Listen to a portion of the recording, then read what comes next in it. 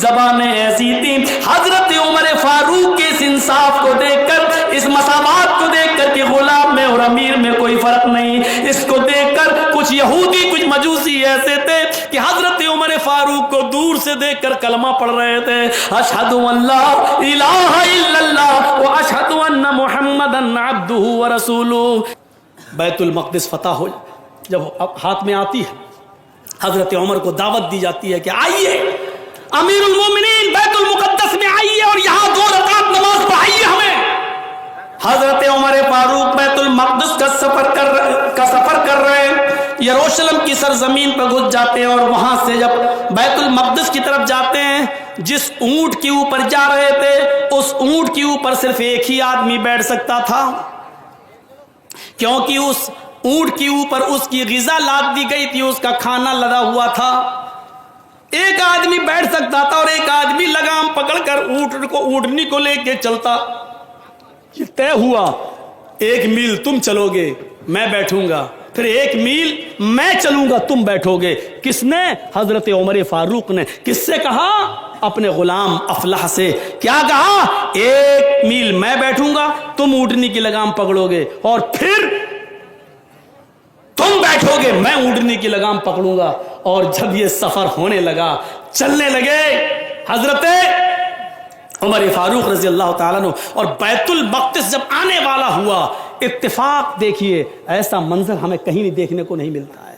یہ منظر آج کے شاہانہ شان و شوکت میں حکومت کرنے والے اس منظر کو دیکھیں۔ اسی لیے مہاتما گاندھی نے ستیہ اور اہنسا میں لکھا ہے کہ حضرت عمر فاروق جیسا عدل اور انصاف اگر بھارت میں قائم کر دیا جائے تو اس دیش کے اندر سے ہتیائیں بند ہو جائیں، اس دیش میں امن سکون اور شانتی پیدا ہو جائے اور امن و سکون اور شانتی کی گنگا بہنے لگے۔ یہ مہاتما گاندھی نے کہا ہے۔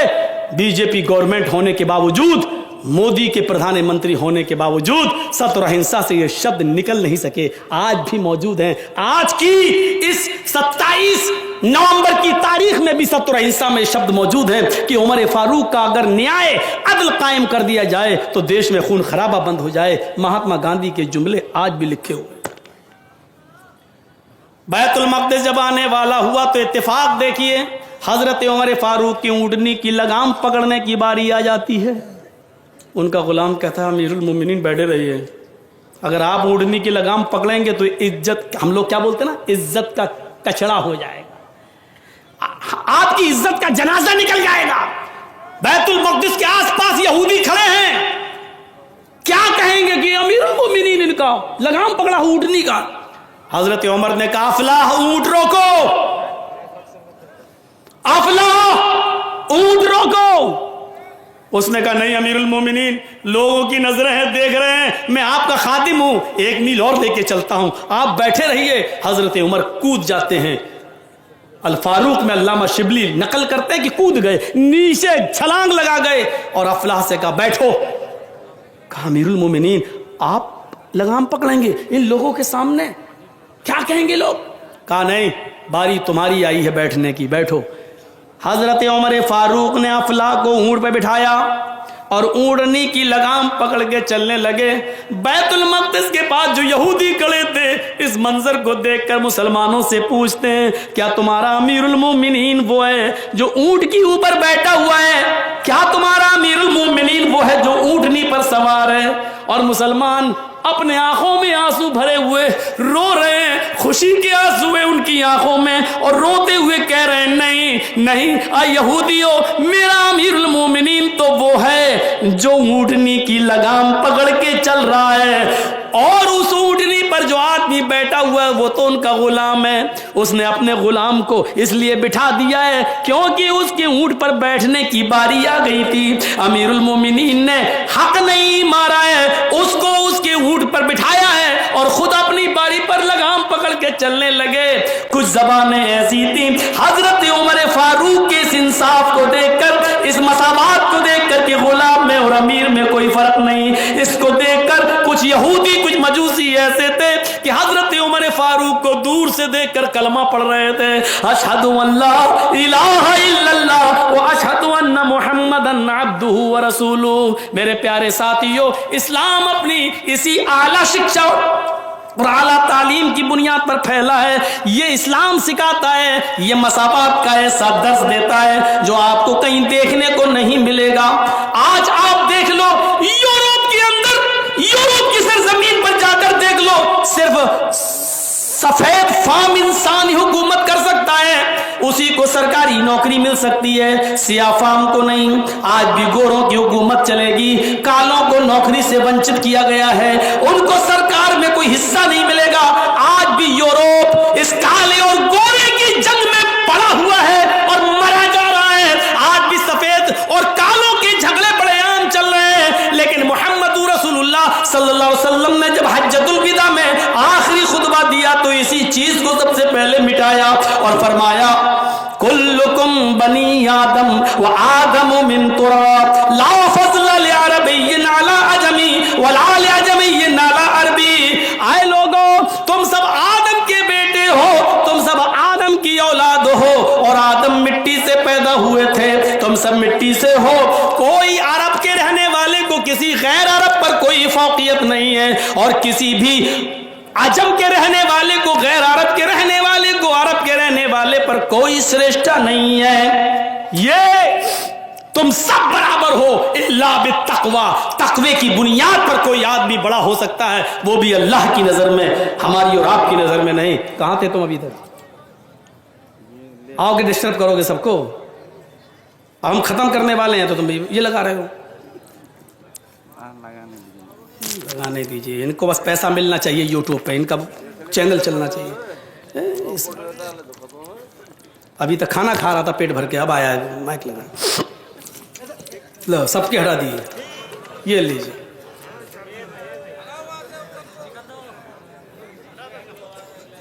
सुनिए, ये इस्लाम की सबसे बड़ी खूबी है। आप देख लीजिए, आज भी मस्जिद के अंदर जमात का मामला हो, सऊदिया में हज का मामला हो, ओफो, ऐसी मसावात कहीं मिलेगी? कोई अमीर है तो कोई गरीब है, कोई इंडिया से गया तो कोई पाकिस्तान से गया, कोई मिस्र से आया तो कोई सूडान से आया, कोई अफ्रीका से आया तो कोई बांग्लादेश से गया, कोई लंबा है तो कोई छोटा है, एक ही मैदान में जमा है। अराफात का मैदान लबालब भरा है और सबके मुंह से एक ही जुमला निकल रहा है, लब्बैक लब्बैक अल्लाहुम्मा लब्बैक ला शरीका लका लब्बैक।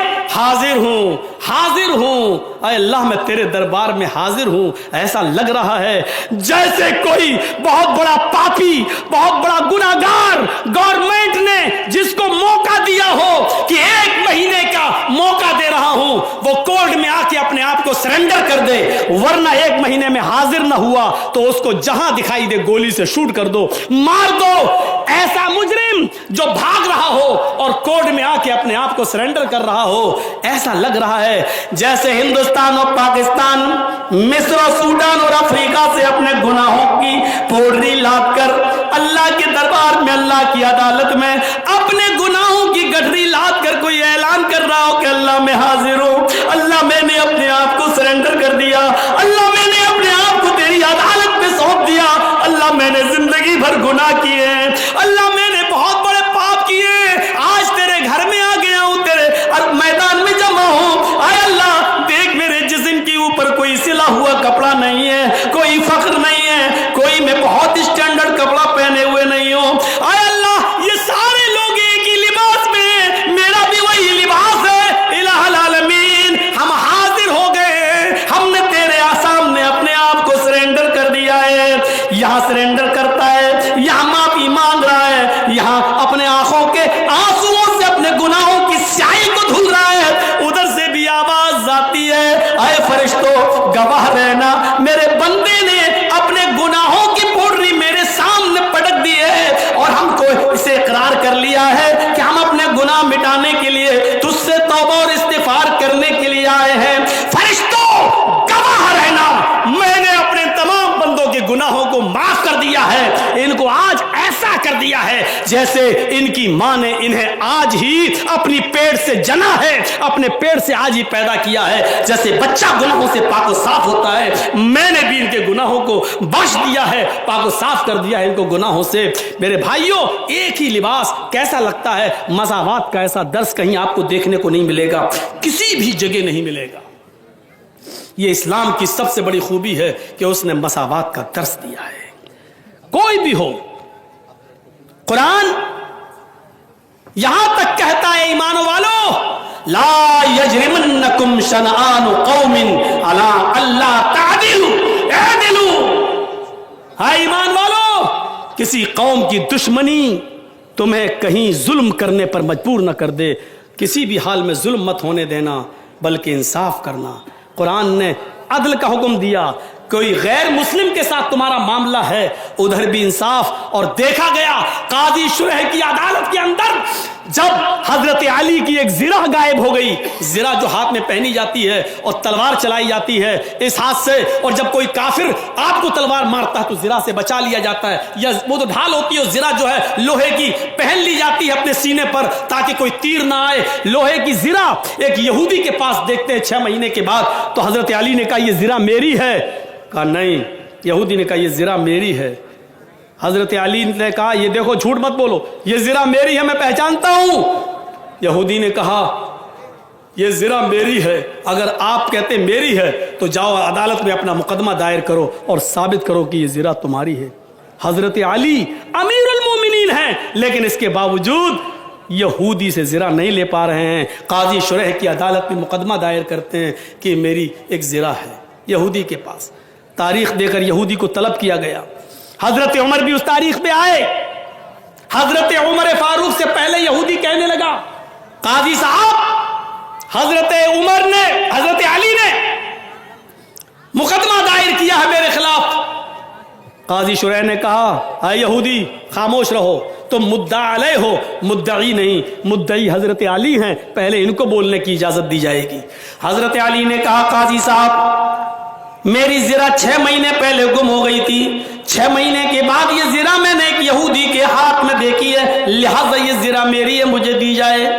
کہا یہودی اب تو بول کیا بولتا اپنی صفائی میں. یہودی کہتا ہے قاضی صاحب حضرت علی غلط کہہ رہے ہیں, یہ زرہ تو کئی مہینوں سے کئی سالوں سے میرے پاس ہے اور اس زرہ کا مالک میں ہوں. قاضی صاحب کہتے ہیں حضرت علی کو سچا مانتے ہیں, امیر المومنین مان رہے ہیں, لیکن اصول ہوتا ہے, ضابطہ ہوتا ہے. فیصلہ سنانے والے کو بہت ہی ہوشیاری سے فیصلہ سنانا ہے. قاضی صاحب نے کہا علی اگر آپ کی زرہ ہے تو اپنے لیے گواہ پیش کرو جو یہ گواہی دے کہ یہ زرہ آپ کی ہے. حضرت علی نے اپنے بیٹے کو پیش کیا, اے حسین یا حسن گواہی دو, بتاؤ یہ زرہ کس کی ہے. حضرت حسن کٹ گھرے میں کھڑے ہوتے ہیں اور کہتے ہیں قاضی صاحب یہ زرہ میرے باپ کی ہے, دروازے پہ رکھی تھی, گھر کے اندر چلے گئے, تھوڑی دیر کے بعد لوٹ کے آئے تو زرہ غائب. یہی زرہ ہے جو اس یہودی کے پاس ہے اور میں گواہی دیتا ہوں کہ یہ میرے باپ حضرت علی کی زرہ ہے. حضرت حسن کی شہادت پر قاضی صاحب ایکشن لیتے ہیں. قاضی شرح کا جواب دیکھیے, اے علی امیر المومنین آپ کو معلوم ہونا چاہیے کہ حسن آپ کے بیٹے ہیں اور شریعت یہ کہتی ہے کہ باپ کے حق میں بیٹے کی گواہی معتبر نہیں ہے کیونکہ بیٹا اکثر اپنے باپ ہی کے فیور میں بولتا ہے, اسی کی طرفداری میں بولتا ہے. مجھے افسوس ہے کہ میں تمہارے بیٹے کی گواہی منظور نہیں کر سکتا. شریعت کے مطابق باپ کے حق میں بیٹے کی گواہی کا کوئی اعتبار نہیں ہے, واپس کرو, کوئی دوسرا گواہ لاؤ. حضرت علی نے دوسرا گواہ اپنا غلام پیش کر دیا. غلام نے کہا یہ زرہ میرے مالک علی کی ہے, میں نے انہی کے پاس دیکھی ہے, دروازے کے باہر رکھی تھی, اندر سے آئے تو دیکھا غائب. 6 مہینے کے بعد یہ زرہ اس یہودی کے پاس دکھی, یہودی بے ایمانی کر رہا ہے, دے نہیں رہا ہے. قاضی صاحب نے پھر فیصلہ سنایا, امیر المومنین علی امیر المومنین مجھے افسوس کے ساتھ غلام کی گواہی بھی ریجیکٹ کرنا پڑ رہی ہے. شریعت یہ کہتی ہے کہ غلام بھی اکثر اپنے مالک کی حمایت میں بولتے ہیں، اپنے مالک کے خلاف نہیں جاتے ہیں۔ اس لیے شریعت کے مطابق غلام کی گواہی بھی مالک کے حق میں قبول نہیں کی جائے گی۔ اپنے سماج، محلے، گاؤں کا کوئی اور آدمی لاؤ۔ حضرت علی نے بھی جھوٹے گواہ پیش نہیں کیے، فرمایا نہیں، ان دونوں کے علاوہ میرے پاس اور کوئی گواہ نہیں ہے۔ قاضی صاحب فیصلہ کرتے ہیں، اے یہودی، علی اپنے دعوے کے مطابق اپنے گواہ پیش نہیں کر سکے، لہٰذا یہ زرہ کا مالک تو ہے، یہ زرہ تیری ہے، تو لے جا۔ حضرت علی کے خلاف فیصلہ۔ آج سپریم کورٹ سے یا ہائی کورٹ سے اس کی امیدیں لگائی جا سکتی ہیں؟ آج کیا یہ امیدیں لگائی جا سکتی ہیں کہ حاکم وقت کے خلاف کوئی فیصلہ سنا دیں؟ ذرا سوچو، حضرت علی کے خلاف مقدمہ، فیصلہ یہودی کو زرہ دے دی گئی، فیصلہ صحیح تھا، لیکن حضرت علی کی زرہ تھی، لیکن دلائل کی روشنی میں کتاب و سنت کے مطابق فیصلہ یہودی کے حق میں ہو گیا۔ اب یہودی کی باری تھی، حضرت علی نکلے، اس یہودی سے ہاتھ ملایا اور کہا کہ میں نے اپنا پکش رکھا تھا، تم نے اپنا پکش رکھا، قاضی صاحب نے دلائل کی روشنی میں تمہارے حق میں فیصلہ کر دیا، یہ زرہ تمہاری ہے، جاؤ لے جاؤ۔ وہ یہودی وہیں چیختا اور کہتا ہے، نہیں امیر المومنین، نہیں، قاضی صاحب نے جو فیصلہ سنایا ہے وہ ہمیں صحیح لگا ہے، اور یہ دیکھنا تھا مجھے کہ امیر المومنین کا کوئی پریشر تو نہیں ہوتا، امیر المومنین کا کوئی دباؤ تو نہیں ہوتا، امیر المومنین کا کوئی خوف تو قاضی صاحب کے چہرے پر دکھائی نہیں دیتا، لیکن قاضی صاحب کو کوئی پریشر نہیں تھا، کوئی دباؤ نہیں تھا۔ آج اس فیصلے نے میرا سینہ چوڑا کر دیا اور میرے لیے اسلام، میرے دل کو اسلام کے لیے اور کشادہ کر دیا۔ اے قاضی صاحب، آپ نے جو بھی فیصلہ سنایا وہ سچا ہو یا غلط میں نہیں جانتا، لیکن حقیقت یہ ہے کہ زرہ کے مالک حضرت علی ہی ہے۔ میں تو دیکھنا چاہتا تھا کہ یہ جھوٹے گواہ تو عدالت میں پیش نہیں کرتے ہیں، انہوں نے نہیں کیا ہے، اب میں ان کو ان کی زرہ لوٹا رہا ہوں۔ اور اسی جگہ پر تاریخ خطیب کے اندر خطیب بغدادی لکھتے ہیں کہ اسی جگہ پر اس یہودی نے کلمہ بھی پڑھ لیا، اشہد ان لا الہ الا اللہ و اشہد ان محمدن عبدہ و رسولہ۔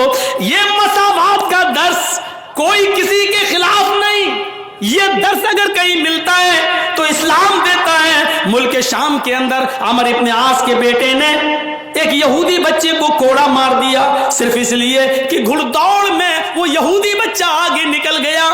اس بچے نے کہا کہ میں امیر المومنین سے، میں عمر ابن عاص سے میں شکایت کروں گا۔ بیٹا بولتا ہے، جاؤ جس سے شکایت کرنا چاہو کر دو، عمر ابن عاص میرے باپ ہیں، وہ خلیفہ ہیں، یہاں کے گورنر ہیں، اور میرا کوئی کچھ نہیں کر سکتا۔ وہ یہودی بچہ خاموش ہو گیا، جب یہ گورنر کا بیٹا ہے تو میرا کیا ہوگا۔ کچھ دنوں کے بعد حضرت عمر ملک شام گئے اور لوگوں کی ایک میٹنگ لیتے ہیں، کیا عمر ابن عاص نے صحیح کام کیا ہے، تم بتاؤ، کوئی شکایت ہو؟ کسی نے کوئی شکایت نہیں کی۔ چھوٹا سا بچہ اٹھتا ہے، کہتا امیر المومنین مجھے شکایت ہے۔ کہا کس بات کی؟ ادھر آؤ بیٹا۔ یہودی بچہ 11-12 سال کی عمر، وہ بچہ آگے آتا ہے، حضرت عمر اس کو اپنے پاس بٹھاتے ہیں، کیا ہوا تمہارے ساتھ؟ کہا عمر ابن عاص کے بیٹے نے میرے ساتھ گھوڑا دوڑایا کہ دیکھو کون آگے نکلتا ہے، میرا گھوڑا آگے نکل گیا، خفا ہو گیا، اور وہ آیا اور اس نے میرے چہرے پر ایک تھپڑ مار دیا۔ میں نے جب شکایت کی بات کی تو کہنے لگا کہ میرے باپ تو گورنر ہیں، میرا کچھ نہیں ہوگا، میں خاموش ہو گیا۔ حضرت عمر فاروق نے عمر ابن عاص کی طرف دیکھا، عمر ابن عاص نے آواز دے کر اپنے بیٹے کو بلایا، آمنا سامنا ہوا، بیٹے نے اپنا جرم قبول کر لیا۔ حضرت عمر فاروق نے پھر اس بچے کے ہاتھ میں کوڑا دیا اور کہا کہ جتنی زور سے اس نے تجھے تھپڑ یا کوڑا مارا ہے تو بھی بدلہ لے لے۔ اس نے بدلہ لے لیا۔ حضرت عمر یہیں پر خاموش نہیں رہے، اس کے آگے علامہ احسان الہی ظہیر نے کہا ہے کہ اس کے بعد عمر ابن عاص کو بلایا، ادھر آؤ، کھڑے ہو جاؤ۔ عمر ابن عاص کھڑے ہو گئے، جلاد کو حکم دیا کہ ایک کوڑا عمر ابن عاص کی پیٹھ پر بھی مارو۔ عمر ابن عاص نے کہا میرا کیا جرم ہے؟ کہا پہلے کوڑا کھاؤ۔ جب کوڑا کھا لیا تو بتایا یہ کوڑا تمہیں اس لیے مارا جا رہا ہے کیونکہ تم نے اپنے بیٹے کو صحیح تربیت نہیں دی، تم نے اپنے بیٹے کو صحیح تعلیم نہیں دی۔ اگر صحیح تعلیم دی ہوتی تو تمہارا بیٹا اس یہودی بچے سے یہ نہ کہتا کہ میرا باپ گورنر ہے، میرا کوئی کچھ نہیں کر سکتا۔ تمہیں نہیں معلوم کہ اسلام لانے کے بعد کوئی چھوٹا اور بڑا نہیں ہے، عدل کا تقاضا یہ ہے کہ تمہیں بھی کوڑا مارا جائے، کیونکہ تمہارے بیٹے کو یہ جرت کیسے ہوئی یہ کہنے کی کہ میں گورنر کا بیٹا ہوں۔ یہ کوڑا تمہیں یاد رکھے گا اور ہمیشہ اپنے بیٹے کو اب صحیح تربیت تم دو گے۔ میرے پیارے ساتھیوں، یہ مساوات کا ایسا درس اسلام دیتا ہے جو دنیا کی کسی تاریخ میں نہیں ملتا ہے، کسی تاریخ میں نہیں۔ آج ایک ایک روپے کے ساتھ اور کروڑوں روپیوں کے ساتھ کیا معاملہ ہوتا ہے۔ ذرا تصور کرو کہ عمر ابن عبدالعزیز کی بیوی کے پیٹ میں بچہ ہے، 4 دن سے بھوکی ہے، کھانا نہیں ملا۔ ان اپنی خادمہ سے کہتی یہ تو کچھ دیں گے نہیں، تم بیت المال سے تھوڑا دودھ لے آؤ۔ بیت المال کے خازن نے جلدی سے تھوڑا دودھ کا پیالہ دے دیا، کیونکہ خادمہ نے کہا تھا 4 دن سے کچھ نہیں کھایا، اگر کچھ ملا نہیں تو بچہ مر جائے گا، پیٹ میں بچہ کہیں مر نہ جائے۔ دودھ کا پیالہ لے کے آ رہی ہے، عمر ابن عبدالعزیز کنویں کے پاس بیٹھ کر رات کے اندھیرے میں وضو بنا رہے ہیں، تہجد کی نماز کی تیاری کر رہے ہیں۔ انہوں نے دروازے سے آتے ہوئے اپنی خادمہ کو دیکھا جو اوڑھنی سے کچھ چھپائے ہوئے ہے، اٹھتے اور کہتے ہیں کہ کیا ہے اس میں؟ اس نے چادر ہٹائی، دیکھا دودھ کا پیالہ۔ کہاں سے لائی ہو؟ کہا صاحب یہ پیالہ تو مجھے بیت المال سے لائی ہوں۔ کہا کیوں؟ کہا آپ کی بیوی کے پیٹ میں بچہ ہے، 4 دن سے کچھ نہیں کھایا ہے، حکیم اور طبیب یہ کہہ رہے ہیں کہ ماں کچھ کھائے گی تو بچے کی زندگی بنے گی، بچے کا گوشت پوشت بنے گا، ماں جب بھوکی رہے گی تو بچہ مر جائے گا، خطرہ ہے، آپ کی امانت آپ کی بیوی کے پیٹ میں پل رہی ہے، ڈر ہے کہ کہیں بچہ مر نہ جائے، اس لیے تھوڑا سا دودھ پی لینے دیجیے۔ حضرت عمر ابن عبدالعزیز وہ دودھ کا پیالہ چھین لیتے ہیں۔ بڑی بڑی بلڈنگوں میں دادے عش لینے والوں، غریبوں پر ظلم کر کے ان کی زمین و جائیداد کو چھپٹ کر قبضہ کرنے والوں، غریبوں کا خون چوسنے والوں، سود بیاز کھانے والوں، غور کرو عمر ابن عبدالعزیز نے ایک پیالہ دودھ بھی اپنی بیوی کو نہیں پینے دیا، لے لیا۔ کہا میری بیوی یہ ایک پیالہ دودھ تمام مسلمانوں کی امانت ہے، اور جب تک میں میٹنگ کر کے سارے مسلمانوں سے اجازت نہ لے لوں یہ دودھ کا پیالہ تمہیں پینے کو نہیں ملے گا۔ بیوی کہتی ہے امیر المومنین میرے پیارے شوہر ہم کو نہیں دیکھو، اس بچے کو دیکھ لو، اگر آپ نے یہ دودھ نہیں دیا ڈر ہے بچے کو کچھ نہیں ملا 4 دن سے، کہیں ایسا نہ ہو کہ پیٹ میں مر جائے، آپ کی امانت ہے۔ عمر ابن عبدالعزیز کی آنکھوں میں آنسو، دودھ کا پیالہ دیکھتے ہیں اور اپنی بیوی کا پیٹ دیکھتے ہیں اور پھر فیصلہ کرتے ہیں، اور جو جواب دیتے ہیں اس جواب کو سنیے، کیا کہتے ہیں؟ میری پیاری بیوی تیرے پیٹ میں میری جو امانت پل رہی ہے، تیرے پیٹ میں میرا جو بچہ پل رہا ہے، اگر مسلمانوں کی امانت میں خیانت کر کے ایک پیالہ دودھ پی کر اگر اس بچے کی زندگی بچ رہی ہے تو اپنے پیٹ کے بچے سے کہہ دو کہ مجھے تیری زندگی نہیں چاہیے، مجھے تیری زندگی نہیں چاہیے، اگر یہ مرتا ہے تو مر جانے دو، ہمیں اپنے بچے کا مر جانا گوارا ہے، لیکن اپنے بچے کے پرورش کی خاطر مسلمانوں کی امانت میں خیانت کر کے اس کو دودھ پلانا گوارا نہیں ہے۔ یہاں سے اسلام کو پہچاننے کی کوشش کرو، یہاں سے اٹھو اور دیکھو اللہ نے اسلام کو سب سے بہتر کیوں کہا، ان الدین عند اللہ الاسلام، اللہ تعالیٰ نے یہ کیوں کہا اسلام کو چھوڑ کر کوئی دوسرا دین تلاش کرو گے تو وہ قبول نہیں کیا جائے گا۔ دنیا کے اور مذاہب کی اسٹڈی کریے، ان میں یا تو افراط ملے گا یا تفریط ملے گی، کسی میں بہت زیادہ بڑھاوا ملے گا یا بالکل بہت زیادہ نیچا پن ملے گا۔ آپ دیکھ لیجئے، بہت دنیا کے کسی بھی مذہب کو اٹھا کر پڑھ لیجئے، ہندو دھرم کے اندر امیر ہونا ضروری ہے کیونکہ ان کے ہاں ہون ضروری ہے، صبح اور شام سندھیا کرنا ضروری ہے، سندھیا میں ہون ضروری ہے، اور ہون میں 100 گرام کاجو، 100 گرام بادام، 100 گرام اخروٹ، 100 گرام پستہ، 16 چمچے دیسی گائے کا گھی اور 16 چمچے دیسی گائے کا گھی اور 100 گرام کاجو، 100 گرام بادام، کستوری اور اخروٹ اور پستہ، یہ کتنی 5-6 چیزیں ہو گئیں، اور 26 چیزیں ہیں، ٹوٹل 26 چیزیں ہیں، اتنی ایک آگ جلا کر صبح اس میں ہون کیا جائے گا، یعنی آگ جلا کر دیسی घी के, गाय के देशी घी के चमचे 16 चमचे सुबह डाले जाएंगे और 16 चमचे शाम को आग में, और 100 ग्राम अखरोट, 100 ग्राम बादाम, 100 ग्राम काजू, 100 ग्राम पिस्ता, 100 ग्राम आपका ये मेवा और कस्तूरी सुबह और शाम। इसके अलावा कुल मिला के 26 चीजें। अगर 5 मैंने गिना दी तो 21 चीजें और हैं, 6 अगर हमने गिना दी तो 20 चीजें और हैं। ये 26 चीजें सुबह और 26 चीजें शाम को आग के हवाले करो। और आगे लिखा हुआ है अगर ये नहीं करोगे तो अधर्मी और पापी होकर मरोगे। और आगे लिखा हुआ ये अमीर को भी करना, गरीब को भी करना है। एक रिक्शा चलाने वाला 16 चमचे देशी घी कहां से लाए सुबह, और 16 चमचे देशी घी शाम को कहां से लाए? 100 ग्राम अखरोट, 100 ग्राम बादाम, 800 रुपए किलो बादाम मान लो तो 80 रुपए का बादाम, 800 रुपए किलो अखरोट मान लो तो 80 रुपए का अखरोट, 800 रुपए किलो अगर काजू मान लो तो 80 रुपए का काजू, और कस्तूरी 1 तोला 10 ग्राम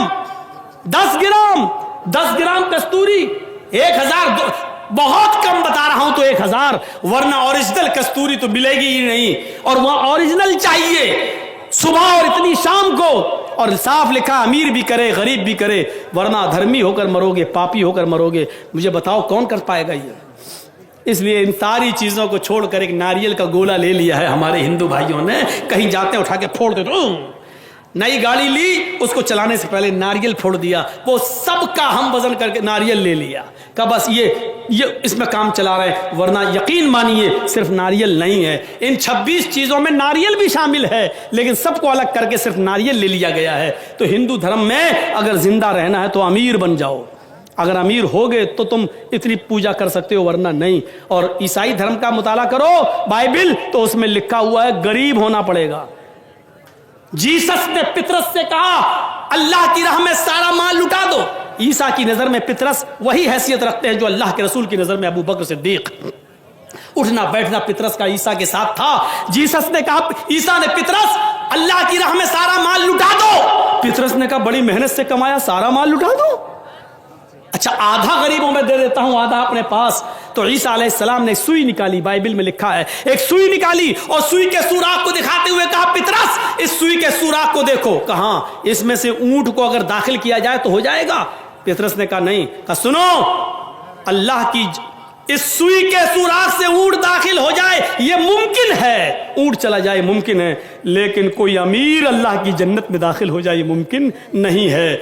यानी ऊंट सुई के सुराख से जाना आसान है, अल्लाह की जन्नत में किसी अमीर का जाना आसान नहीं, जब तक कि सब नहीं लुटाओगे। पितरस ने कहा अच्छा ठीक है, मुझे 2 दिन की मोहलत दीजिए। ईसा अलैहिस्सलाम ने 2 दिन की मोहलत दी। उसके बाद पितरस फिर लौट कर ईसा अलैहिस्सलाम के पास नहीं आया।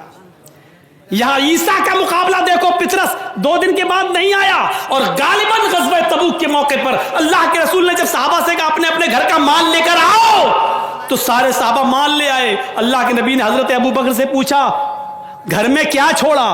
क्या कहते हैं सारा सामान उठा लाया। पूछा घर में क्या छोड़ा? तो क्या कहा? अल्लाह और उसके रसूल की मोहब्बत घर में छोड़ के आए।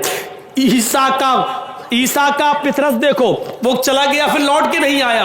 और यहां अल्लाह के नबी ने हुक्म दिया तो अबू बकर अपने घर का सारा सामान ले आए। मेरे भाइयों, हुक्म पर मर मिटने वाले जो मोहम्मद रसूलुल्लाह को मिले वो किसी और नबी को नहीं मिले। इस्लाम दीन मुअतदिल है। ये नमाज पढ़ने का हुक्म तो देता है, लेकिन 24 घंटे तस्बीह पढ़ते रहना और अपनी बीवी बच्चों के लिए बिल्कुल न कमाना और एक जगह खानकाह में बैठने की इजाजत नहीं देता है। ये इस्लाम है जो रोजा रखने का हुक्म तो देता है, लेकिन मुसलसल और रेगुलर रोजा रखने से मना करता है, ताकि तुम्हारी तंदुरुस्ती खराब ना हो जाए और अपने बीवी बच्चों के लिए तुम कमाने के लायक न रह जाओ। फर्ज रोजे रखो, महीने में 3 नफली रोजे भी रख लिया करो, लेकिन मुसलसल रोजे रखने का हुक्म नहीं देता है।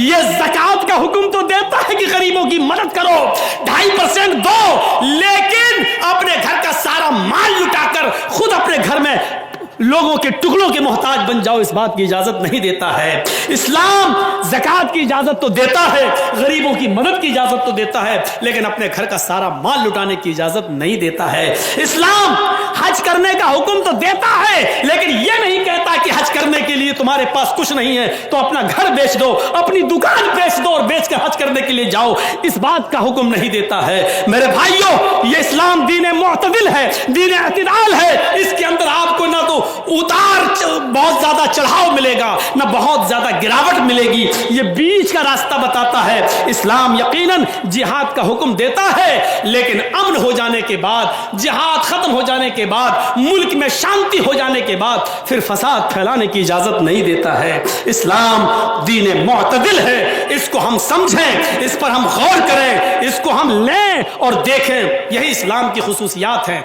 मेरे भाइयों, इस्लाम के कुछ उसूल ऐसे हैं जो हमारी समझ में नहीं आ सकते हैं, लेकिन हमें वो भी मानना है। एक कानून है, इससे क्या फायदा?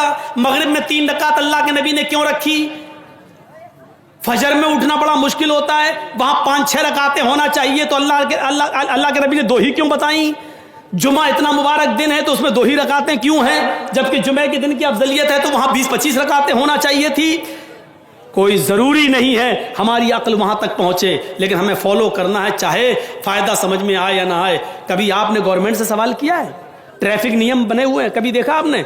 बड़े बड़े शहरों में जाओगे तो ट्रैफिक नियम है, वहाँ पुलिस नहीं खड़ी है, लाल बत्ती जल रही है, आप गाड़ी रोक दीजिए। हरी बत्ती जलेगी, ग्रीन सिग्नल, गाड़ी चलाइए। ये नियम किस लिए बने? हमारे और आपके लिए बनाए गए हैं। ये नियम हमारे और आपके लिए बनाए गए हैं। जर्जी साहब गाड़ी चलाते हुए जा रहे हैं, कोलकाता की सरजमीन है, चौराया आया, रेड सिग्नल हो गया, गाड़ी रोक दी। जर्जी साहब देख रहे हैं दाएं बाएं तो कोई गाड़ी नहीं आ रही है, सिग्नल पर रुकने का क्या फायदा? जब एक्सीडेंट हो ही नहीं सकता तो चलो गाड़ी चला दें। मेरे भाइयों, ईमानदारी के साथ बताइए, कोई चीज, कोई सवारी हमें नहीं दिख रही है, एक्सीडेंट का खतरा भी नहीं है, लेकिन रेड सिग्नल है, हमें गाड़ी चलाना चाहिए कि नहीं चलाना चाहिए? कानून के मुताबिक नहीं चलाना चाहिए। क्यों? जब तक ग्रीन सिग्नल ना हो जाए तब तक नहीं। हमारी अक्ल कहती है कोई फर्क नहीं पड़ता, चलाओ, क्योंकि कोई एक्सीडेंट का खतरा ही नहीं है, आगे कोई सवारी आ ही नहीं रही है। लेकिन लखनऊ में जहां इस वक्त हम रह रहे हैं मेरे भाइयों, वहां पुलिस नहीं खड़ी है, लेकिन गाड़ियों के नंबरों को अकाउंट से जोड़ दिया गया है, हमारे बैंक के अकाउंट से जोड़ दिया गया है। आपने जैसी रेड सिग्नल क्रॉस करके तोड़ा, फौरन आपके मोबाइल में मैसेज आ जाएगा, 500 रुपए चालान आपका कट गया है। चाहे एक्सीडेंट का खतरा हो या ना हो, लेकिन रेड सिग्नल है, गाड़ी रोकना पड़ेगी। आप कितना भी लड़िए ट्रैफिक के पुलिस वाले से, साहब गाड़ी थोड़ी आ रही, हमें जाने दीजिए ना, रेड सिग्नल अभी नहीं जा सकते। क्या नुकसान क्या अगर हम चले जाएं? कुछ नहीं, कानून है। जुमे में 2 रकात क्या है? हमें नहीं, क्यों है हमें नहीं मालूम, हमारे नबी ने कानून बनाया, हमें फॉलो करना है। फजर में 2 रकात क्यों है? हमें मानना है। गंदगी जमीन पर चलते हुए मोजे में नीचे लगेगी, लेकिन मसा ऊपर करने का हुक्म दिया, नीचे क्यों नहीं? हमें मानना है। हालांकि लोगों ने इसके जवाब दिए हैं, लेकिन हमें जवाबात से मतलब नहीं, हमें मतलब सिर्फ यह है कि हमारे नबी ने जो कानून हमें बना दिया है, हमें मानना है। मक्खी खाने पीने की चीज में गिर जाए, उसको पूरा डुबो दो, साहब पूरा डुबो दो, हाँ, जब तक वो मर ना जाए उसको डुबो दो, जब मर जाए तो उसको निकाल के फेंक दो, फिर पीने वाली चीज पी लो या खाने वाली चीज खा लो। अगर आपका दिल कराहियत ना करे तो, लेकिन वो चीज हलाल है, खा सकते हैं, लेकिन पूरा डुबोने का हुक्म है। साहब मक्खी भी जिंदा, निकाल के फेंक दो, पूरा डुबो दो, भर जाने तक इंतजार करो। हमारी समझ में नहीं आ रहा ना आए, हालांकि इसका तिब्बी फायदा है, लेकिन अगर हमारी समझ में नहीं भी आता है तब भी कोई फर्क नहीं, हमारे नबी ने कानून बनाया, हमें फॉलो करना है। ट्रैफिक नियम की तरह, जैसे रेड सिग्नल है लेकिन एक्सीडेंट नहीं हो सकता है, फिर भी हमें रुकना है। अगरचे कोई खतरा नहीं है, फिर भी रुकना है, क्योंकि कानून है और कानून हमारे फायदे के लिए बनाए गए हैं। हमें कोई नुकसान या फायदा हो या ना हो, अल्लाह के रसूल ने यह कानून बनाया, हमें मानना है, क्योंकि अल्लाह के रसूल सल्लल्लाहु अलैहि वसल्लम को कि हर काम में मसलियत है। यह अलग बात है कि हम वहां तक पहुंच पाएं या ना पहुंच पाएं, हमारी अक्ल वहां तक जा सके या ना जा सके, लेकिन फायदा जरूर होगा, मसलिहत जरूर होगी, हमें मानना है। एक चीज और बता दूं, कुरान कहता है या अय्युहल्लज़ीना आमनु उदखुलू फिस्सिल्मि काफ़ा, पूरे दाखिल हो जाओ। 2-4 नमाजें पढ़ ली, मुसलमान बन गए, 2-4 रोजे रख लिए, मुसलमान बन गए। सब कौन है? मोहम्मद असलम, मोहम्मद जर्जीस, मोहम्मद अकरम नहीं, ये बिजली का खंबा लगा है, मान लीजिए अभी इस पर तार नहीं दौड़ाए गए हैं, लेकिन आपके गांव में बिजली का पोल लगा हुआ है, बिजली का खंबा लगा है, इस पर बहुत जल्दी तार दौड़ेंगे, गांव में बिजली आना है। लेकिन इसी बिजली के खंबे के पास आम का एक पेड़ है। आम का एक पेड़, हवा चली, आंधी आई, चंद पत्ते टूटकर बिजली के पोल पर, बिजली के खंबे पर चिपक गए। तो आप उस बिजली के खंबे को क्या कहोगे, बिजली का खंबा या आम का पेड़? बताइए। तनवीर जकी मदनी साहब ने हाथ उठवाया। हम पूछ रहे हैं आपसे, उस खंबे पर, बिजली के पोल पर आम के 5, 6, 10 पत्ते चिपक गए, आप उसको क्या कहोगे, बिजली का खंबा या आम का पेड़? बिजली का खंबा। आम का पेड़ क्यों नहीं कह रहे हो? उस पे तो पत्ते चिपके हुए हैं। नहीं कह सकते हो। क्यों? क्योंकि आप जानते हो कि चंद पत्तों के खंबे पर चिपक जाने से बिजली का खंबा आम का पेड़ नहीं बन सकता है। आम का पेड़ तभी आम कहलाएगा जब वो अपने जड़ में भी आम हो, अपनी शाखाओं में भी आम हो, अपने पत्तों में भी आम हो और अपने फल में भी आम हो, तब उसको आम का पेड़ कहोगे। और जब 2-4 पत्ते के चिपक जाने से बिजली का खंबा आम का पेड़ नहीं हो सकता, तो आपकी और हमारी 2-4 नमाजें हमें मुसलमान कैसे बना सकती है? 2-4 रोजे हमें पूरा मुसलमान कैसा बना सकते हैं? जब बिजली के खंबे पर लगे हुए 2-4 पत्ते बिजली के खंबे को आम का पेड़ नहीं बना सकते हैं। आम का पेड़ तभी आम का होगा जब वो जड़ में भी आम हो, शाखाओं में भी आम हो, ब्रांच में भी आम हो, पत्तों में भी आम हो, फल में भी आम हो। आप मुसलमान उस वक्त कहलाओगे जब आपकी जड़ में इस्लाम हो। आप उठें तो इस्लाम छलकता हो, आप बैठें तो इस्लाम छलकता हो, आप चलें तो इस्लाम छलकता हो, आप खाएं तो इस्लाम छलकता हो, आप इबादत करें तो इस्लाम टपकता हो, आप शादी और ब्याह करें हैं तो इस्लाम नजर आता हो, आपकी जड़ भी इस्लामी हो, उसमें लगने वाले पत्ते भी इस्लामी हो और उसमें फल भी इस्लाम का लगा हो, तब आप पूरे मुसलमान कहलाएंगे। तो इसीलिए कुरान ने कहा उदखुलू फिस्सिल्म काफ़ा, 2-4 वक्त के नमाजी मत बनो, इस्लाम के अंदर पूरे के पूरे दाखिल हो जाओ। अपने जड़ के साथ मुसलमान बनो, जड़ के साथ। इस्लाम के साथ हमारा ताल्लुक पानी और पत्थर की तरह नहीं होना चाहिए। ये एक जग है, मान लीजिए, इसमें एक पत्थर हमने डाल दिया, दो दिन के बाद देखेंगे आप पत्थर भी दिख रहा, पानी भी। पत्थर निकाल के आप अलग कर दीजिए। जब चाहा पत्थर को अलग कर दिया, 2 दिन के बाद ही पत्थर को अलग फेंक दिया। इसका मतलब क्या है? ना पानी ने पत्थर को एक्सेप्ट किया, ना पत्थर ने पानी को जज्ब किया। यही तो मतलब हुआ। आपने पत्थर डाला जरूर था, लेकिन न तो पत्थर पानी पे चढ़ा, न पत्थर पे पानी चढ़ा, पत्थर को निकाल के आपने फेंक दिया। यह मामला नहीं होना चाहिए कि जब चाहो तब इस्लाम हमसे निकाल दो, जब चाहो तब हम इस्लाम में दाखिल हो जाएं। नहीं, हमारा मामला इस्लाम के अंदर ऐसा होना चाहिए, इस्लाम के साथ पानी और रंग का। जलेबी खाते हैं, रंग होता है ना उसमें, खाने वाला कलर, लाल रंग का कलर लाए, पानी में डाल दिया, 2 मिनट के अंदर आप देख लीजिए उसमें घुल जाएगा। पीला कलर लाए, पानी में घुल गया। अब पानी से रंग को आप अलग करके दिखाइए, आपके बाप भी अलग नहीं कर पाएंगे। पानी में रंग डाला, पानी ने रंग को अपने अंदर जज्ब कर लिया और रंग ने भी पानी को अपने अंदर अपना रंग दे दिया। अब पानी से रंग को अलग करना चाहो नहीं होगा, रंग से पानी को अलग करना चाहो तो नहीं होगा। इस्लाम के साथ हमारा ये मामला हो, जब हम मुसलमान हैं तो इस्लाम हमसे निकाला जाए तो ना निकले, इस्लाम से हमको दूर किया जाए तो ना हो, यानी हर हाल में मुसलमान रहे। हजरत बिलाल के सीने पर पत्थर रख दिया जाता था, लेकिन इस्लाम इनके दिल से नहीं निकलता था। अहद अहद अहद। सुमैया रज़ी अल्लाह ताला अन्हा के अंदामे निहानी में नेज़ा डाल दिया गया और चीख रही है, सब्बित कदमी जाला दीनिक या रहमर राहिमीन। अल्लाह मुझे मेरे दीन पे साबित कदम रखना, दुश्मन बहुत हैं, मुझसे मेरा दीन छीनना चाहते हैं, अल्लाह ऐसे हालात में मुझे साबित कदम रखना। उसने 2 ऊंट मंगवाकर सुमैया के पैरों को 2 ऊंटों से बांधकर एक को पूरब और एक को पश्चिम की तरफ भगा दिया, लेकिन सुमैया ने अपने जिस्म के 2 टुकड़े करना गवारा कर लिया, लेकिन इस्लाम सुमैया के दिल से नहीं निकला और सुमैया से इस्लाम नहीं निकला। इस्लाम के साथ हमारा यह मामला होना चाहिए, न के पत्थर की तरह। जब शादी हुई तो मोटरसाइकिल मांग ली, नाम क्या है?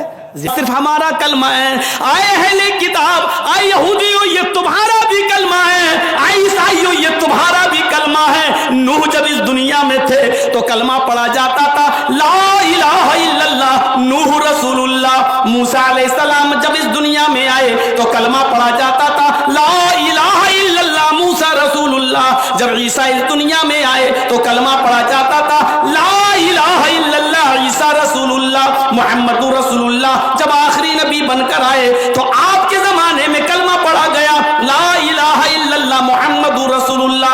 आप देख लीजिए नूह से लेकर मुहम्मद रसूलुल्लाह तक कलमे का पहला जुज कहीं नहीं बदला, पहला मंत्र पहला कलमा अपनी जगह पर रहा, ला इलाहा इल्लल्लाह। बदला गया तो सिर्फ दूसरा जुज परिस्थितियों के मुताबिक, हालात के मुताबिक। नूह आए तो नूह रसूलुल्लाह कहा गया, मूसा आए तो मूसा रसूलुल्लाह कहा गया, ईसा आए तो ईसा रसूलुल्लाह कहा गया, मुहम्मद रसूलुल्लाह आए तो मुहम्मद रसूलुल्लाह कहा गया। कुरान इसी को कहता है, हमने कोई नया धर्म नया दीन नहीं दिया। तालो इला कलिमतिन सवाइन बैनना व बैनकुम, आओ एक ऐसे मूल मंत्र की तरफ, एक ऐसे कलमे की तरफ जो हमारे और तुम्हारे दरमियान बराबर है। हम तो कह रहे हैं कि तुम्हारा भी कलमा है और हमारा भी, आओ एक ऐसे कलमे की तरफ हम लोग इत्तेहाद पैदा कर लें। इस्लाम तो यहूदियों से भी हाथ मिलाने के लिए तैयार है, ईसाइयों से भी हाथ मिलाने के लिए तैयार है। बुनियाद वही मंत्र होना चाहिए, वही कलमा होना चाहिए जो तुम्हारा भी है और हमारा भी है। अब कौन कह सकता है कि इस्लाम नफरत की शिक्षा देता है, घृणा फैलाता है और नफरत फैलाता है, या इस्लाम के अंदर यहूदी और ईसाइयों पर जुल्म करने का हुक्म दिया गया है। कुरान तो ये कह रहा, आओ एक ऐसे कलमे की तरफ जो हमारे और तुम्हारे दरमियान बराबर है। और जिनको किताबें नहीं दी गई उनमें भी अगर देखा जाए तो मूल मंत्र किसी न किसी तरीके से ये लिखा है। अथर्ववेद का 20वां कांड पढ़ेंगे तो आज भी ये मंत्र मिलेगा, ला इलाहा हरण पापन इल्लल्लाह परम पिदम। पंडित मरने से पहले अपने पुत्र से कहता, बेटा मरने से पहले तू ला इलाहा पढ़ लेना, हरण पापन, तेरे पाप हरण हो जाएंगे, तेरे पाप मिट जाएंगे। ला इलाहा इल्लल्लाह पढ़ोगे तुम्हारे गुनाह तुम्हारे पाप मिट जाएंगे। यही तो इस्लाम कहता है, इन्नल इस्लाम यहदिमु मा काना क़ब्ला। इस्लाम ले आओ, इस्लाम से पहले तुमने जो गुनाह किए सारे के सारे गुनाह तुम्हारे खत्म हो जाएंगे, मिट जाएंगे। कलमा पढ़ लेना, माँ कब्ल की जिंदगी में जो गुनाह किए हैं वो सारे गुनाहों को धो देता है ये कलमा। यही तो है इस्लाम। लेकिन कलमा पढ़ने के बाद अब आपकी जिम्मेदारी दूसरी हो जाती है। समझ लो कि कलमा पढ़ने से पहले आप बच्चे थे, कलमा पढ़ने के बाद अब आप बालिग हो चुके हैं। बच्चों की गलतियां माफ की जा सकती हैं, लेकिन बालिग हो जाने के बाद सोच समझ कर कदम उठाओ। कभी आपने देखा है जब आपका बच्चा नर्सरी में पढ़ता है, LKG में पढ़ता है, UKG में पढ़ता है, फिर फर्स्ट में आता है, तो आप नजर डालिए आपके स्कूल का मैनेजमेंट उस बच्चे के हाथ में उसकी टीचर पेंसिल दे देती है मसाले वाली और साथ में रेजर देती है। बच्चा लिखता है, गलती करता है, टीचर मिटाती है और मिटवाती है। बच्चा फिर गलती करता है, फिर उसको मिटवाया जाता है। उसके हाथ में कलम नहीं दिया जाता, पेन नहीं दिया जाता, पेंसिल दी जाती है।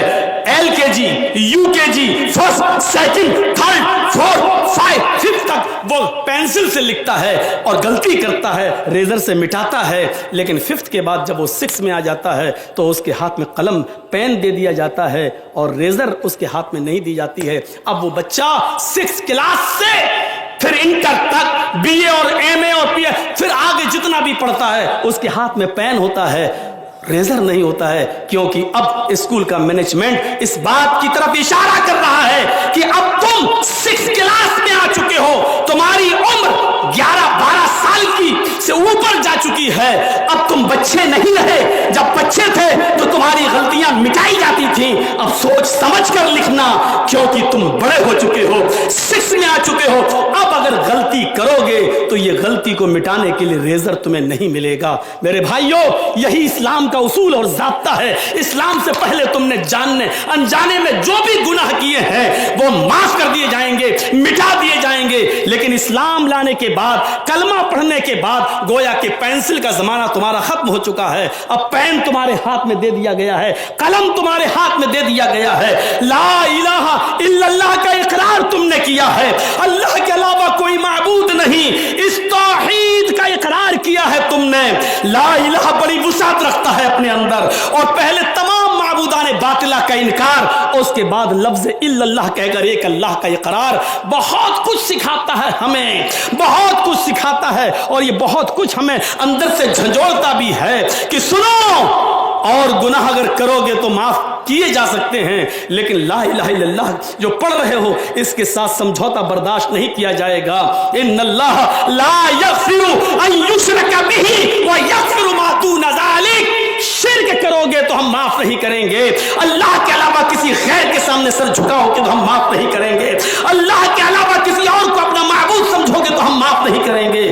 اس کے علاوہ جو بھی تم گناہ کرتے ہو میں غفور الرحیم ہوں، تمہیں معاف کرنے کا حق رکھتا ہوں۔ میرے پیارے ساتھیوں، اسلام لانے کے بعد گویا کہ قلم ہمارے ہاتھ میں ہے، پین ہمارے ہاتھ میں ہے، جو بھی قدم اٹھانا ہے سوچ سمجھ کے اٹھانا ہے۔ شراب کی بوتل اٹھانے سے پہلے سوچ لینا اسلام نے شراب کے لیے کون سی باؤنڈری متعین کر دی ہے۔ چوری کرنے سے پہلے سوچ لینا کہ اسلام نے چوری کے لیے اور چوری کرنے کے بعد کون سی باؤنڈری متعین کر رکھی ہے۔ میں نے اسی لیے آج جب خواتین لیڈیز میں ہمارا پروگرام تھا تو میں نے تمہید باندھی تھی اسی بات کی، یہی بات کہنا چاہ رہا تھا اور بتایا تھا کہ اسلام ازم نہیں ہے، مذہب ہے۔ اسلام نے باؤنڈری متعین کی ہے۔ کبڈی کبھی کھیلی آپ نے؟ دیکھی تو ہوگی، ایک پالی ہوتی ہے اس کے اندر، لائن، آپ اس طرف ہیں محفوظ ہیں، اس طرف دوسری ٹیم اس طرف ہے محفوظ ہے۔ اگر وہاں کے کسی آدمی نے اس لائن کو کراس کر کے آپ کے اندر گھس گیا، لائن کراس کر کے آپ کی ایریے میں آ گیا کبڈی کبڈی کہتے ہوئے، تو آپ کو پورا اختیار ہے کہ آپ اس کو پکڑ سکتے ہیں، آپ اس کو کھینچ سکتے ہیں، آپ اس کو اریسٹ کر سکتے ہیں، کیونکہ اس نے اپنی باؤنڈری کراس کر دی، اپنی سیما کو کراس کر دیا۔ آپ کا آدمی جب باؤنڈری کے اس طرف ہے محفوظ ہے، جب باؤنڈری کو کراس کر کے لائن کو کراس کر کے دوسری طرف جاتا ہے تو آپ کا آدمی خطرے میں ہے، کسی وقت بھی پکڑا جا سکتا ہے۔ اسلام نے ایک لائن متعین کر دی، جب تک یہاں ہو محفوظ ہو، اور جب اس لائن کو کراس کرو گے شراب پینے والے، جوا کھیلنے والے، زنا کرنے والے، یہ تمام لوگ پاپی اور کبابی ہر حیثیت سے دیکھیں کہ اسلام نے کیا باؤنڈری متعین کی ہے۔ دوسرے مذہب کو آپ پڑھیں گے تو ہندو دھرم میں صاف لکھا ہوا ہے کہ جوا کھیلو گے تو بھینس کا جنم ہوگا، وہاں آواگمن ہے، پنرجنم بہت بعد میں ہے، پہلے آواگمن ہے۔ ایک اس آدمی کی روح کئی، ان کے ہاں 7 جنم مانے جاتے ہیں، لیکن گناہ کی ایک لسٹ بنی ہوئی ہے۔ جوا کھیلو گے تو بھینس کا جنم ہوگا، رشوت کھاؤ گے تو کتے کا جنم ہوگا، چوری کرو گے تو بلی کا جنم ہوگا، کسی لڑکی پر غلط نظر ڈال کر دیکھو گے تو اگلا جنم لڑکی کا ہوگا۔ منوسمرتی کا 12واں ادھیائے پورا پڑھ جائیے، آپ کو پوری ایک لسٹ مل جائے گی۔ اس میں تو یہاں تک لکھا ہے یہ کرو گے تو آلو بنو گے، یہ کرو گے تو چاول بنو گے، یہ کرو گے تو ہرا دھنیا بنو گے، یہ کرو گے تو بیگن بنو گے، یہ کرو گے تو کریلا بنو گے۔ ایک ایک جرم کی سزا لکھی ہوئی ہے۔ اب اتنی ہمیں یاد تھوڑی ہیں، 4 چیزیں ہمیں یاد تھیں جو اپنے دماغ میں رکھے ہوئے ہیں۔ جوا کھیلو گے تو بھینس کا جنم ہوگا، رشوت کھاؤ گے تو کتے کا جنم ہوگا، چوری کرو گے تو بلی کا جنم ہوگا، اور کسی لڑکی پر غلط نظر ڈالو گے تو اگلا جنم تمہارا بھی لڑکی کا ہوگا۔ تھوڑی دیر کے لیے اگر عقل پر زور لگایا جائے تو ان چیزوں کو ماننے کے بعد یہ دھرم بین الاقوامی دھرم نہیں رہ جاتا ہے۔ سوچو، جوا کھیلنے کے بعد نہ بھینس کا جنم ہوگا، اس کا مطلب کیا ہوا؟ اس کا مطلب صاف ہے کہ دنیا میں جتنی بھینسیں دکھائی دے رہی ہیں یہ سب پہلے انسان تھے۔ اگر مطلب نکالا جائے تو یہی تو مطلب نکلے گا، یہ سب پہلے انسان تھے، انہوں نے جوا کھیلا ہوگا تب بھینس کا جنم ہوا ہے۔ اس کا مفہوم مخالف نکالیے، اگر دنیا میں کوئی آدمی جوا ہی نہ کھیلے تو اس کا مطلب کیا ہوا؟ بھینس پیدا ہی نہیں ہوگی، بھینس کا جنم ہی نہیں ہوگا۔ اور جب بھینس کا جنم نہیں ہوگا تو اس کا مطلب دودھ نہیں ملے گا، گھی نہیں ملے گا، دہی نہیں ملے گا، مٹھا نہیں ملے گا، بٹر نہیں ملے گا۔ تو سیدھے سیدھے مطلب کیا ہوا؟ یہ ساری نعمتیں کھانا ہے تو جوا کھیلو، یہ سیدھا مطلب ہے۔ یہ ساری نعمتیں اگر استعمال کرنا ہے تو جوا کھیلو۔ بھارت میں ہی بولتا ہوں، کئی بار کئی جلسوں میں اور یو پی وغیرہ میں بھی جہاں شدھ دوسروں کی پارٹی ہے، شدھ میں کہہ رہا ہوں، شدھ کو آپ اچھی طرح سمجھ رہے ہوں گے، لیکن کوئی آبجیکشن نہیں کر سکا۔ اب آپ اندازہ لگائیے اس کا مطلب کیا ہوا؟ यानी ये नेमतें हमें किसी पाप के नतीजे में मिल रही हैं। रिश्वत खाओगे तो कुत्ते का जन्म होगा, बड़ा अजीब मसला हो गया। और कुत्ते भी दो किस्म के, एक तो रोडों पे घूमते हैं और एक वो होते हैं जो बहुत स्पेशल वैरायटी के होते हैं, जो एसी गाड़ियों में बैठते हैं। तो इसका मतलब यह है कि रिश्वत भी दो किस्म की होगी। एक तो रिश्वत वो हुई जो सड़क पर 100-100 रुपए लेके 50-50 रुपए लेके छोड़ दिया जाता है ट्रक को, और एक रिश्वत वो होती है जो विजय माल्या ने की है। एक रिश्वत वो होती है जो करोड़ों का चूना लगाया जाता है और हेर फेर कर दी जाती है। इसका मतलब यह हुआ कि जो छोटी रिश्वत खाता है वो सड़क वाला कुत्ता बनता है, और जो बड़ी रिश्वतें खाता है वो मरने के बाद उस कुत्ते का जन्म होता है जो एसी गाड़ियों में घूमता है, और जिसको 18 और 20 साल की लड़कियां अपनी गोद में बुला के चुम्मी लेती, पप्पी, स्वीटी, लवली, और चुमती। यानी कुत्ता बनने के बाद भी वो बेचारा खुश है कि एसी गाड़ी में घूम रहा है। चोरी करोगे तो बिल्ली का जन्म होगा। अरे जर्जी साहब ने चोरी की, कम से कम पुलिस ने पकड़ लिया, जेल में तो डाल दिया। जब तक हम जेल के अंदर हैं हम बंद तो हैं, लोग महफूज तो हैं हमसे। लेकिन बताओ, अगर अल्लाह ने, ईश्वर ने अगर उसको चोरी के जुर्म में बिल्ली बना दिया तो इसका मतलब बिल्ली बनाने वाली सजा भी सही सजा नहीं लग रही है। क्योंकि इंसान चोरी करता है, पुलिस बंद कर देती है तो कम से कम जब तक बंद है चोरी नहीं करेगा। लेकिन बिल्ली बना दिया तो कौन सा आपने बड़ा काम कर दिया। इसका मतलब अल्लाह की ये सजा, ईश्वर की सजा ज्यादा मजबूत नहीं है। जब इंसान था तो लोगों का माल चुराया करता था, जब उसको बिल्ली बना दिया तो अब भी किसी का कबूतर, किसी का मुर्गा खा रहा है, किसी के मुर्गी के बच्चों पे हमला कर रहा है, तो अभी भी तो उसकी चोरी बरकरार है। तो इसका मतलब ये सजा बहुत मजबूत नहीं है। किसी लड़की को देखोगे तो अगला जन्म लड़की का होगा। अब इसका क्या जवाब दिया जाए। ये जितनी भी मां बहनें दोपहर में बैठी थी यहां, और जितनी आपको दिख रही हैं औरतें, मतलब क्या हुआ, ये सब पहले लड़कियां, ये सब पहले मर्द थे। ये औरतें जितनी हैं ये सब पहले मर्द थी। इन्होंने किसी लड़की को गलत नजर से देखा होगा, तब इनको लड़की का जन्म हुआ है। मफहूम मुखालिफ, अगर दुनिया में कोई किसी लड़की पर गलत नजर न डाले तो लड़की पैदा ही नहीं होगी। फिर पूछोगी नस्ल कैसे बढ़ेगी, मुआशरा कैसे परवान चढ़ेगा। गौर से देखा जाए तो ये शिक्षा, ये तालीम अकल में आने वाली नहीं है, अकल में आने वाली नहीं है। इसके अलावा जरा इस सजा को देखिए, फमन यामल मिस्काल ज़र्रतिन खैरन यरा वमन यामल मिस्काल ज़र्रतिन शर्रन यरा। जर्रा बराबर भी नेकी करोगे तो उसको भी देख लोगे, जर्रा बराबर भी बुराई करोगे तो उसको भी तुम अपने नामे अमाल में देख लोगे। अल-यौम ला तमलिकु नफ्सुन लिनफ्सिन शैया। आज के दिन कोई नफ्स किसी नफ्स की मालिक नहीं है। आज के दिन तो सारे मामलात अल्लाह के इख्तियार में है। वल अम्रु यौमइज़िन लिल्लाह। आज के दिन सारे मामलात का मालिक अल्लाह है, उसी के हुक्म से सब कुछ होगा। पूरा पूरा बदला दिया जाएगा, कोई चीज किसी से छिपाई नहीं जाएगी। दुनिया में कोई अदालत ऐसी ही नहीं है जो हमें हमारी नेकियों का पूरा पूरा इनाम दे सके। एक आदमी समंदर में डूब रहा है, जर्जी साहब तैरना जानते हैं, वो मर रहा था, डूब रहा था, हमने तैर के उसको बचा लिया, उसको खींच के ले आए। बताओ उस बच्चे का बाप हमें क्या इनाम देगा। चलो गवर्नमेंट हमें क्या इनाम देगी, जो भी इनाम दे दे, क्या किसी की जिंदगी बचाने का वो पूरा इनाम है। हमने एक आदमी को कत्ल किया, जुर्म साबित हो गया, कोर्ट ने फैसला सुना दिया, फांसी की सजा। जर्जी साहब ने 20-20 मर्डर किए, 20-20 कत्ल किए, कोर्ट में 20 मर्डर साबित हो गए, कोर्ट से फैसला हुआ फांसी की सजा। एक कत्ल किया तब भी फांसी, 20 कत्ल किया तब भी फांसी। मुझे बताओ कि गवर्नमेंट ने, कोर्ट ने हमें जो फांसी की सजा दी है ये एक कत्ल की दी है, हमने तो 20 कत्ल किए, अभी 19 कत्ल की सजा बाकी है, ये कौन देगा। क्या दुनियावी कोर्ट हमें उन 19 कत्लों का बदला दे सकती है, क्या उसकी सजा نہیں. اس لیے ایک دن ڈے آف ججمنٹ ماننا پڑے گا, ایک دن فیصلے کا دن ماننا پڑے گا.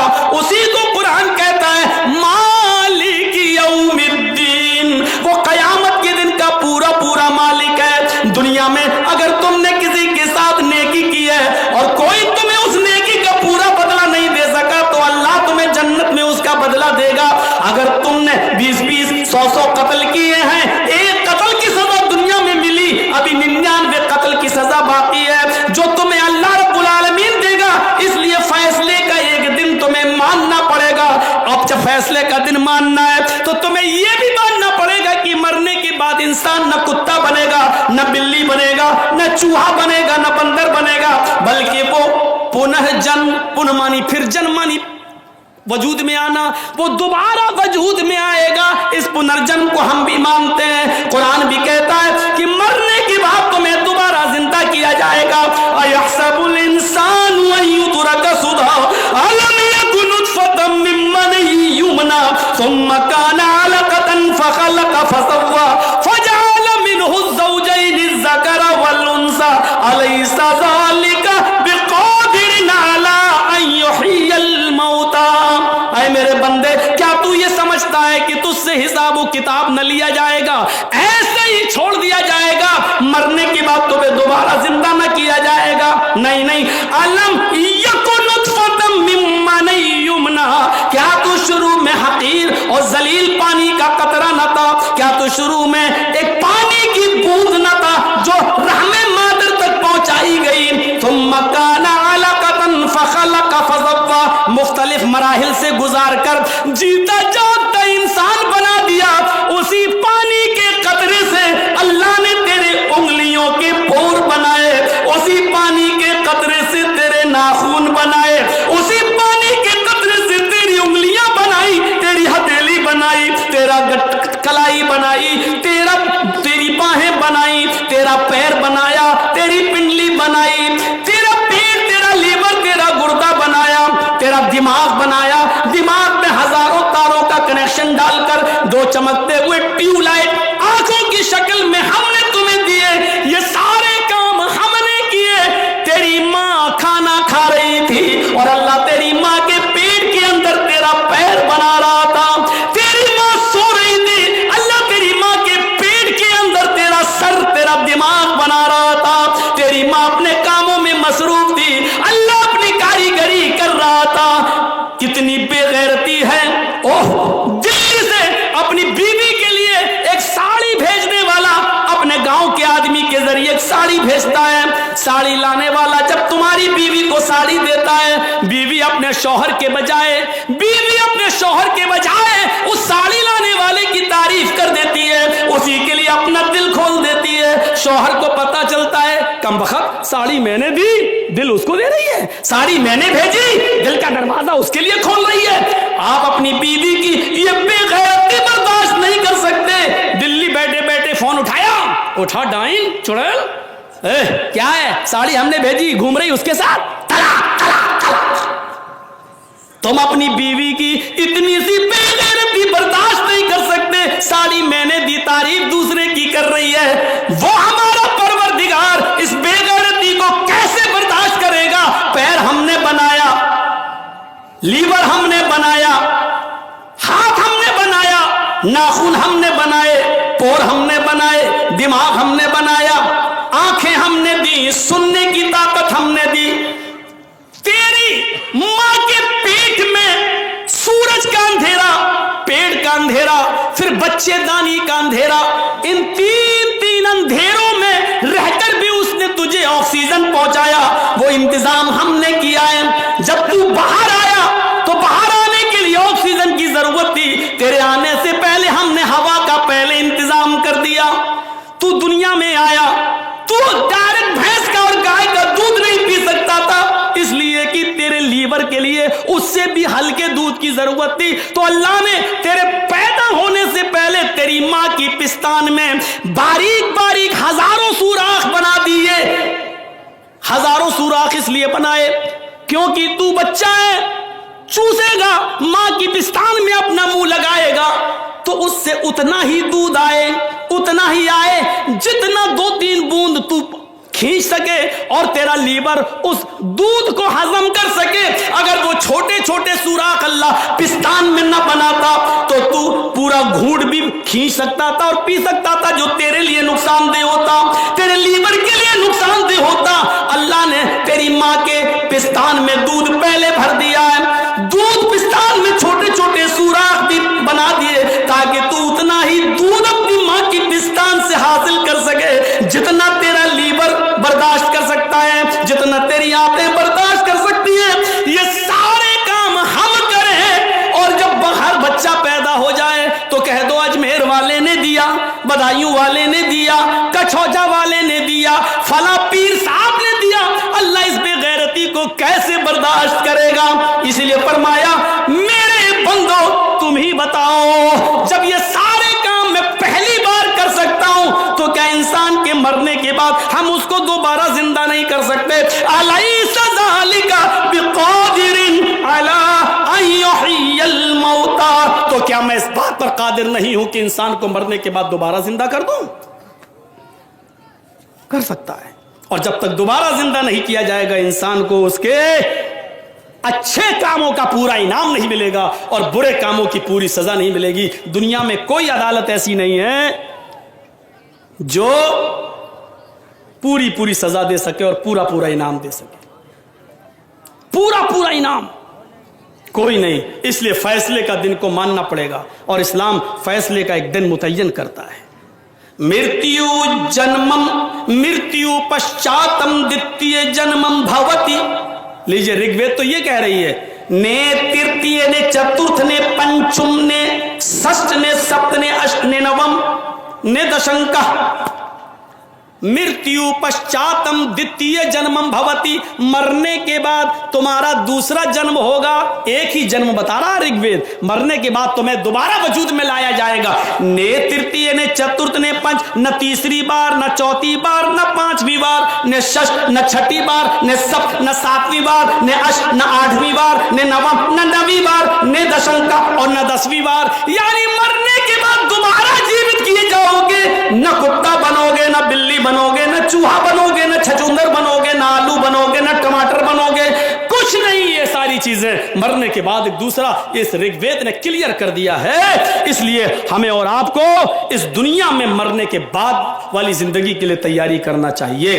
तो ये इस्लाम है। और अल्लाह ने ये क्यों कहा कि वमन यब्तगी गैरल इस्लामी दीनन, इस्लाम को छोड़कर कोई दूसरा दीन तलाश करोगे तो उसका कबूल नहीं किया जाएगा। इस्लाम मसावात सिखलाता है। आज किसी भी मंदिर में चले जाइए आप, ब्राह्मण के साथ आपने कभी किसी ठाकुर को पूजा करते हुए नहीं देखा होगा, किसी ठाकुर के साथ किसी वैश्य को पूजा करते हुए नहीं देखा होगा, किसी वैश्य के साथ किसी शूद्र को पूजा करते हुए नहीं देखा होगा।